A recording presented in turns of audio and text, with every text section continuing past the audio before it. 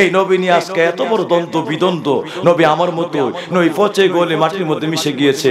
নবীর রওজাকে রওজা বলা যাইব না, এটাকে একটা কবর বলতে হবে। আস্তাগফিরুল্লাহ রাব্বি। নবীর মা বাপ কাফের, নবীর মা বাপ মুশরিক ছিল, কাফের ছিল। আস্তাগফিরুল্লাহ রাব্বি। এইভাবে কত যে গোস্তাকি আছে।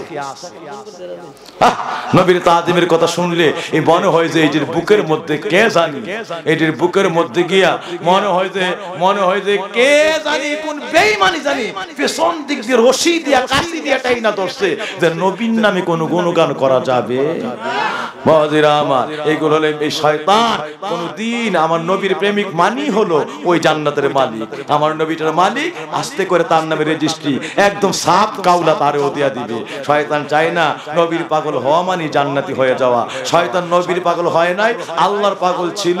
শয়তান আল্লাহর ইবাদত করছে, নবীর পাগল না হওয়ার কারণে আজকে সব হারাইলো, সব ইবাদত কইরা ছাই হয়ে গেল।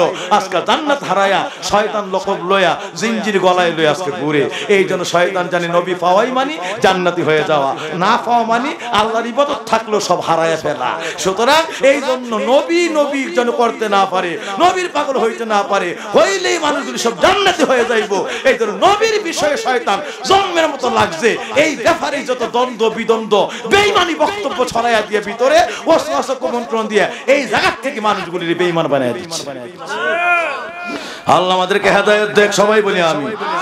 আল্লাহ আমাদেরকে নবীর প্রেমে ভিতর বাহির গুলজার করে দেখ, সবাই বলি আমি।